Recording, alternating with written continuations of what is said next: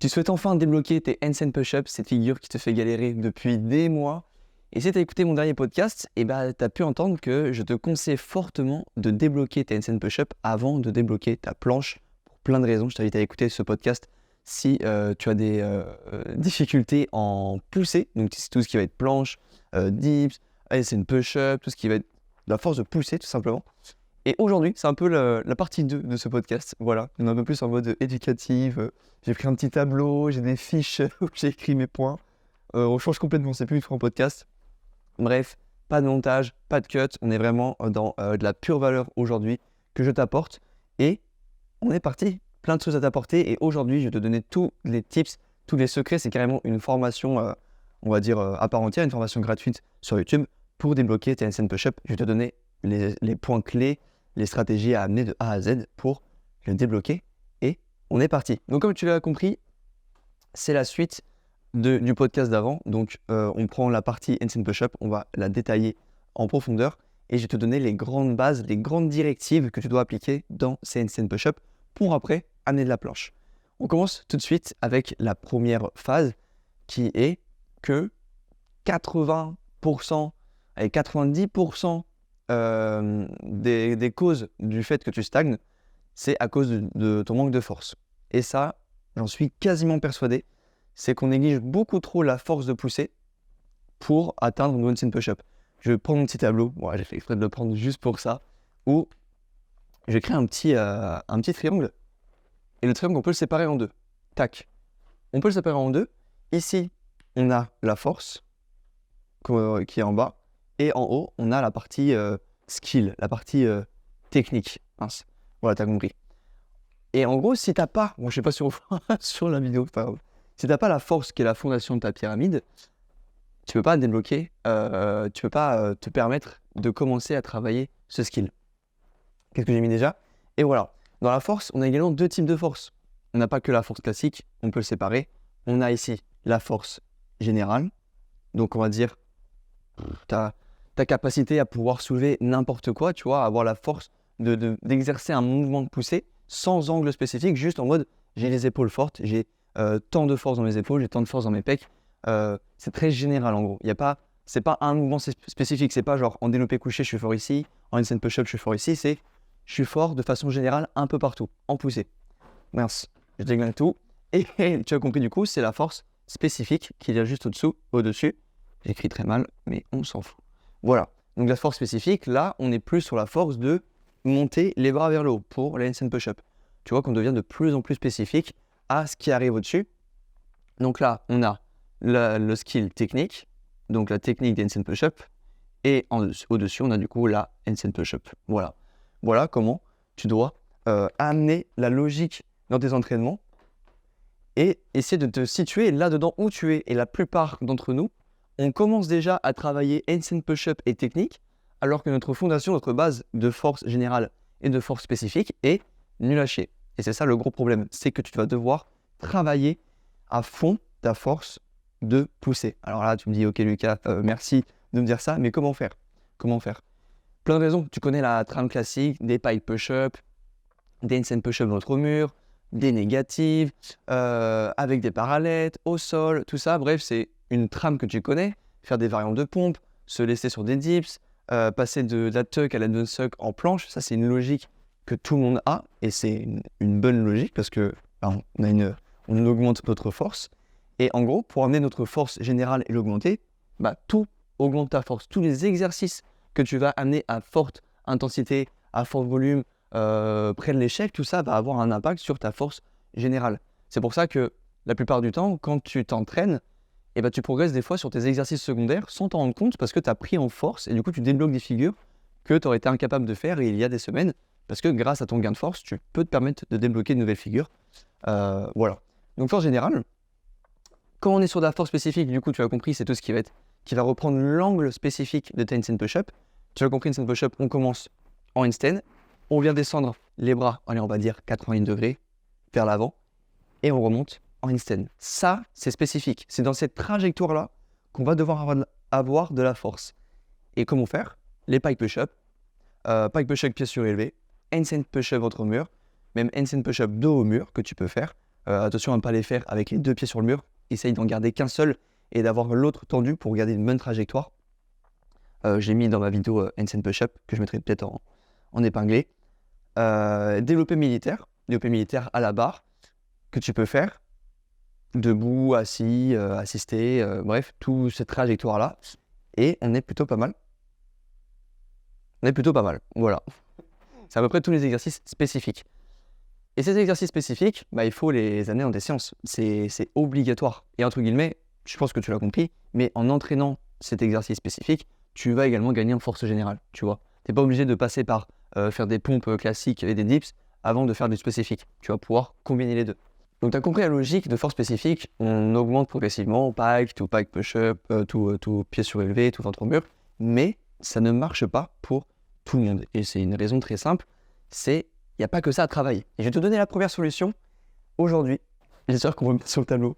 Voici les 3 amplitudes. La plus grosse erreur que nous faisons, c'est qu'on ne travaille qu'une seule amplitude, alors qu'il n'y en a pas qu'une seule à travailler. L'amplitude que tout le monde travaille à peu près, de façon plus ou moins correcte, c'est la première amplitude. Donc là, j'ai fait 3 schémas. C'est la première qui est l'amplitude que j'appelle l'amplitude moyenne. L'amplitude haute, c'est celle que tu vas faire quand tu n'as pas beaucoup de force. Donc, tu ne vas pas descendre jusqu'en bas de handstand push-up et tu vas juste faire la partie haute. Donc, en gros, tu es en handstand, tu es ici et tu remontes. Voilà. Ça, c'est ce qu'on fait quasiment tous quand on n'a plus de force, quand on veut compenser. Voilà, c'est l'endroit où nos épaules sont les plus forts parce que nos épaules ici ne sont pas complètement étirées. Tu sais peut-être, un muscle très étiré amènera moins de force que s'il a la moitié de sa contraction. Par exemple, l'épaule ici, l'épaule complètement contractée amènera moins de force. Ici, mon épaule avant est complètement étirée, j'amènerai moins de force. Ici, il est entre les deux, il est entre l'étirement et la contraction, donc je vais pouvoir amener plus de force. C'est pour ça qu'on est plus fort sur cette amplitude-là, on ne va pas jusqu'en bas. Et tu comprends du coup que les 2 autres amplitudes, on descend plus bas. Tu vois, le trait que j'ai mis ici, c'est le sol. Ici, tête au sol. Donc, c'est quand tu es vraiment en bas de ta handstand push-up. Là, c'est beaucoup plus dur parce que quand tu es en bas, tes épaules sont beaucoup plus étirées que quand tu es ici. Donc, tu vas pouvoir amener moins de force. Et on n'en parle même pas de cette dernière amplitude qui est la dip, donc vraiment profond, où tu vas descendre plus bas que le sol. Et là, tes épaules, encore dans cette position, vont être complètement étirées, donc vont pouvoir encore moins amener de force que les 2 premières amplitudes. Pourquoi il faut travailler ces 3 amplitudes, Lucas? Tu vas me dire, pour plein de raisons évidentes. Déjà, d'un point de vue polyvalence, ça va être hyper important pour tes épaules d'à la fois être fort dans cette position, être fort ici, être fort là. Tu vas voir que plus tard, lorsque tu vas faire des combos, tu vas vouloir amener, tu vas voir faire ta planche, le fait d'avoir renforcé tes épaules sur plein d'amplitudes et pas que ici, dans cette zone, on va dire safe, et ça va être hyper agréable et tu vas pouvoir progresser beaucoup plus vite par la suite que si tu stagnais sur cette amplitude encore et encore. Si tu allais amener de la planche arrière, ça va être un peu plus long. La deuxième raison, c'est que ça te fait surtout des belles répétitions, quelque chose de propre, d'agréable à regarder, d'agréable à faire, et tu vas te sentir beaucoup plus à l'aise. Pourquoi? Parce qu'une vraie handstand push-up, du coup, on se situerait dans la deuxième amplitude où tu vas toucher la tête au sol et tu remontes. Ça, c'est la HSPU classique. Cette troisième amplitude va être intéressante à bosser parce que si tu vas être fort dans une amplitude plus basse que tes handstand push-up, donc si tu vas être fort ici, et en fait, quand tu vas revenir à un handstand push-up classique, pour toi, ça va être beaucoup plus à l'aise parce que tu auras de la marge. Tes épaules, elles vont être fortes ici, mais comme elles vont être fortes également là, et vont pouvoir amener de la force un peu partout en fait. Tu vas être, comme j'ai dit, polyvalent et peu importe l'amplitude, peu importe ce que tu fais dans ta handstand push-up, tu as de la marge. Tu as de la marge de progression. Et j'ai pas encore dit, imagine ceux qui descendent encore plus bas, qui sont là et qui ont les bras complètement, bon ça ressemble à rien, mais genre qui descendent hyper bas. Tu as peut-être déjà vu sur les réseaux sociaux des gens qui vont vraiment descendre hyper bas jusqu'à tendre les bras à la fin. Et eux, ils ont vraiment une amplitude, une marge de force énorme sur la handstand push-up. Et crois-moi que quand tu passes de ça à la HSPU avec juste la tête qui touche au sol, tu pourras faire beaucoup plus de répétitions, ce sera beaucoup plus agréable. Alors qu'à l'inverse, si tu fais que ça, donc que les 2 premières amplitudes des demi et des complètes, et que un jour tu voudras essayer par exemple de travailler ta 90 degrés push-up ou par exemple des festos, des back lever pull-up, et tu vas être limité parce que tu n'auras pas travaillé cette amplitude avec les épaules hyper étirées. Voilà, donc je te conseille de les faire. Maintenant, comment on va pouvoir travailler ces 3 amplitudes? Assez simple. Celle-ci, Tu la fais quasiment tout le temps sur tes pike push-up, sur tes HSPU ventre-mur. C'est un truc que tu fais régulièrement. Ça permet de faire du volume, ça permet de gagner en force. Tu peux le garder, c'est assez simple. La deuxième, deux façons de la travailler. Soit ventre-mur pour vraiment être spécifique au handstand push-up, avoir vraiment l'angle parfait. Soit en isométrique également, donc sur la partie basse. Donc tu vas être en iso, en gros tu vas bloquer. Soit par exemple tu peux commencer une négative de ta handstand push-up et bloquer 1 à 2 secondes en bas qui te permet d'être très fort. Ou par exemple en pike push-up, donc l'exercice, je ne sais pas si tu peux te le visualiser, pike push-up, donc quand tu as les fesses comme ça, tac, ici, hop, donc là tu es la partie basse, et tu vas juste surélever les pieds. Donc tu vois, ici c'est le sol et tes pieds vont être surélevés, et ça va te permettre de créer du statique sur la partie basse spécifique au HSPU. Et cette partie basse, tu peux vraiment la travailler en statique. Pourquoi ? Parce que c'est cette partie, c'est la partie, comme je te dis, où les épaules sont étirées qui va être la plus dure, et c'est là que le statique va être intéressant, car le statique va te permettre de renforcer cette zone sans mouvement, et du coup te permettre d'être plus fort quand tu vas revenir en dynamique. Ça, c'est un très bon moyen, comme sur les tractions. Les tractions, si tu as la difficulté en haut de ta traction, c'est très intéressant d'amener du statique spécifiquement en haut, là où tu as du mal, pour pouvoir se renforcer et progresser H24. Pareil ici, si tu te rends compte que tu fais que des demi-amplitudes, amène du statique sur la partie basse de tes handstand push-up de différentes façons. Il y a plein de façons d'amener du statique là-dessus pour pouvoir progresser. Comme ça, tu seras fort ici, mais tu seras fort en bas, et là, pour remonter, ça sera bingo. La dernière amplitude, l'amplitude numéro 3, où tu vas plus bas que le sol. Donc, tu peux le faire avec des parallettes, des hautes parallettes, des parallettes en bois. Tu peux faire avec des blocs, tu te surélèves avec des steps ou des lits, bref, un petit setup pas trop dangereux. Et ça, tu peux le travailler pareil, ventre au mur. Je te le conseille énormément. C'est un très bon exercice qui m'a aidé à exploser mon niveau. Ventre au mur et en excentrique également. Si tu es à l'aise avec ton handstand, c'est de le faire en excentrique. Donc tu commences en haut, tu contrôles la descente jusqu'en bas. Et tu vas voir que la partie basse va être beaucoup plus facile à contrôler. Fais attention à ne pas relâcher complètement la tension sur ton buste. Tu vas voir que ça va être très facile de ne plus avoir tension sur les épaules, mais au contraire d'avoir toujours le même écart du début à la fin pour vraiment ressentir les épaules s'étirer. Ça va être hyper nécessaire. Voilà pour ces 3 amplitudes. Tu l'as compris, dès maintenant, tu dois les amener dans tes séances. Et on arrive à la partie 2.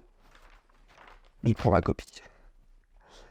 Partie 2, arrête d'essayer tes handstand push-up. Oui, quand on en revient à la pyramide, on se souvient, force générale, force spécifique, technique, HSPU. Il y en a beaucoup qui arrivent direct, hop, bam, la case HSPU, alors que si tu regardes bien leur entraînement, eh ben, la partie force spécifique et force générale, elle est un peu limitée, quoi. Elle n'est pas fou. Donc, imagine ton triangle, plus il va être gros sur la base, plus le début de ton triangle va être énorme, bah, plus ça va être facile derrière, hop, d'amener des HSPU et de la technique. Alors que si tu as une toute petite base de merde, de force, bah là, ton skill derrière, il va être tout petit et ça va être hyper compliqué. Voilà, je t'ai fait un dessin alors que tu aurais pu très bien comprendre sans schéma. Mais voilà. Comment faire du coup ? Et il faut que tu arrêtes de faire des tries. Ça, je pense que tu commences à le comprendre si tu me suis depuis un moment. Les tries en début de séance, tester son max, tester ses max reps, ses max hold sur les figures, c'est pas du tout un entraînement. C'est tester sa force et pas l'entraîner. Et nous, on veut l'entraîner, notre force. On veut s'entraîner pour l'augmenter et s'améliorer. Alors oui, tu vas pouvoir la tester de temps en temps, mais sur la handstand push-up, il y a un moment où tu vas pouvoir les tester. Et ce moment, je vais te le dire, il va vraiment falloir que tu bourrines tes handstand push-up ventre au mur. Je pense que c'est peut-être, si j'avais un seul gros conseil à donner à ceux qui galèrent et qui stagnent dessus, ça serait de bourriner les handstand push-up ventre au mur. Pourquoi ? Parce que c'est un exercice hyper spécifique, c'est à reprendre le même mouvement. C'est un exercice où tu peux amener facilement du volume, tu peux amener facilement une surcharge progressive en te lestant, en augmentant l'amplitude comme on l'a vu sur les 3 amplitudes. Et rien qu'en faisant ça, en modifiant ta HSPU ventre au mur régulièrement, tu vas pouvoir exploser ton niveau. Maintenant, il y a un autre facteur qui rentre en jeu, c'est l'équilibre. L'équilibre. Est-ce qu'il y a 3 types d'équilibre ? Est-ce que tu as un équilibre en banane, hop, que tu tiens 1 fois sur 10 ? Est-ce que tu as un petit équilibre en banane, tu n'es pas complètement aligné, mais tu le tiens 5 fois sur 10, donc tu es plutôt à l'aise ? Ou est-ce que tu as un équilibre aligné et tu le tiens 10 fois sur 10, tu es trop à l'aise ? Si tu te situes dans la première situation où tu es vraiment banane et que tu as ton handstand une fois sur 10, oui, là, tu comprends que le handstand, tu vas devoir travailler. Si tu es dans cette position où tu es une petite cambrure, tu n'es pas complètement aligné, tu n'es pas complètement à l'aise, mais ça vient. Tu sais que tu peux le tenir, tu peux tenir 10, 20 secondes en forme pas fou, mais il est là. Et bien ça, là déjà, tu vas pouvoir travailler tes handstand push-up. Et si tu as un handstand parfait, là, il n'y a pas de souci à se faire.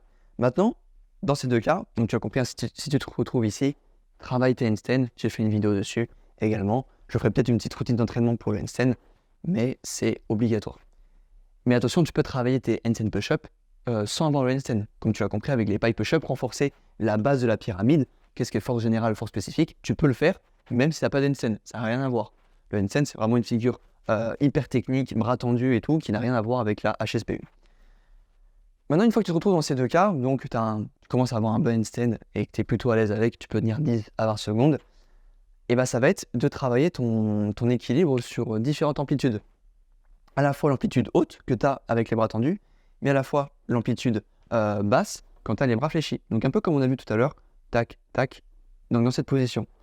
Et bon, c'est un truc, c'est un petit peu un exercice accessoire, secondaire, mais c'est intéressant de le faire. Et je sais que ça a pas mal aidé un de mes coachés qui a pu en débloquer, qui est passé de 1 à 3 HSPU grâce à ça. C'est que du coup, on a renforcé son handstand sur la partie basse, donc quand il a les bras fléchis. Et du coup, quand il est passé de handstand en bas, et il a pu remonter parce qu'en fait, il était beaucoup plus à l'aise. Il connaissait son corps dans l'espace, dans cette position. Donc quand il a fait sa handstand push-up, c'était beaucoup plus fine. Voilà. Donc tu as également ça, et tu as également la partie entre deux où tu as tes coudes à 90. Hop, tu es ici, et les coudes, mince, celui-là il est là, hop, voilà. Donc tu as les trois, ça ressemble à rien. Tu as les trois amplitudes. Tu as l'handstand bras tendu, tu descends à 90 degrés, tu descends la tête en bas. Ces trois amplitudes-là également sur ton équilibre qu'il va falloir travailler pour être à l'aise, mais c'est pas à prioriser, comme je te l'ai dit. Si ton défaut se retrouve en bas de la pyramide, travaille le bas de la pyramide. Le troisième point que j'aimerais venir te dire, c'est de varier tes entraînements. Alors du coup, tu as compris la logique, pipe push-up pied surélevé, HSPU, ça marche pas. Pourquoi ça marche pas? Parce qu'on est tout le temps en train de faire la même chose, tout le temps en train de faire le même mouvement en fait, hyper spécifique. Donc d'un côté, c'est très bien, mais il y a plein de façons de varier tes entraînements. Déjà, si tu veux débloquer tes handstand push-up, tu as compris que handstand push-up, c'est un mouvement dynamique, bras fléchis, donc tu vas venir fléchir les bras. Encore plus spécifique, tu es à la verticale. Et moi, j'aimerais utiliser ici la loi de Pareto, le 80-20 que j'ai beaucoup fait quand je m'entraîne et que je fais encore aujourd'hui, qui va être de travailler 80% en mode HSPU, donc hyper spécifique, et les 20% en mode, allez, je vais dire pas planche, et on va dire bras T pour tendu, bras tendu. Et donc on peut dire à HSPU par exemple, bras fléchis ici, pour augmenter sa force générale. Le F c'est fléchi, T c'est tendu. 80-20 comme ça. Pourquoi? Ça te permet du coup les 80% d'être spécifique à ton objectif qui est les handstand push-up, et les 20% c'est un peu plus accessoire, par exemple pour renforcer un back lever, pour renforcer ta planche, qui sont peut-être des objectifs secondaires. Maintenant, quand tu commences à voir que tu stagnes sur tes entraînements, que ça t'énerve, le handstand push-up ça avance pas, voilà, tu sens que tu as vraiment une résistance à l'entraînement qui se crée nerveusement, et que tu vas faire une semaine de deload par exemple, où tu vas commencer à relâcher un peu tes entraînements pour récupérer nerveusement et musculairement et tes tendons, etc. Et bah, tu vas pouvoir barrer ton entraînement. Donc ça, par exemple, ce type d'entraînement, tu vas pouvoir le tenir 4-6 semaines. 4 à 6 semaines où tu vas faire du 80-20 sur 80 bras fléchis, 20% bras tendus. Maintenant, si tu as envie de varier et changer et être sûr de progresser H24 en street, tu peux faire l'inverse, 4 à 6 semaines, et tu vas venir faire 20-80. Hop, 20% de bras fléchis, 80% de bras tendus, où tu vas te concentrer plus sur d'autres figures, de planches, de back lever, comme je dis, tout ce qui va être bras tendus, de presse, etc. Et tu vas faire en exercice accessoire, donc tu vas garder un petit renforcement sur tes handstand push-up pour être spécifique, mais seulement pendant 20% de tes séances. Donc le 80-20, c'est ce que tu peux mettre dans ta programmation, pas dans une seule séance, mais dans une programmation complète. Voilà, donc 4 à 6 semaines, c'est un ordre d'idée, ça peut être moins, ça peut être plus. Moins, pas trop, parce que 4 semaines, ça reste quand même le temps idéal pour avoir des beaux résultats sur ces figures. Donc je te conseille de minimum 4 semaines, et tu peux monter à 6, 7, 8 si tu continues à progresser. Continue, si tu sens que tu n'es pas fatigué, continue, fais-toi kiffer. Mais voilà, la loi de Pareto que j'utilise énormément, c'est un banger et dans tes handstand push-up, tu dois l'utiliser. Surtout que si tu as d'autres objectifs en plus. Maintenant, le dernier point, c'est que tu l'as compris pour finir la vidéo, c'est d'être patient. C'est très long d'avoir ces handstand push-up et tu vas pas les avoir en 2 semaines. Prends le temps de t'entraîner intelligemment, efficacement. Mets en place tout ce que je t'ai dit aujourd'hui. Et si tu as des questions, n'hésite pas à me les poser sur Instagram, ça me fera un plaisir d'y répondre. Tu peux aller t'abonner, je fais des petits reels où je donne des conseils plus techniques sur les figures de street. Et sinon, c'était Lucas. N'hésite pas à laisser un commentaire sur ce que tu en as pensé, si tu as appris des choses. Et je te dis à la semaine prochaine pour une nouvelle vidéo. Ciao.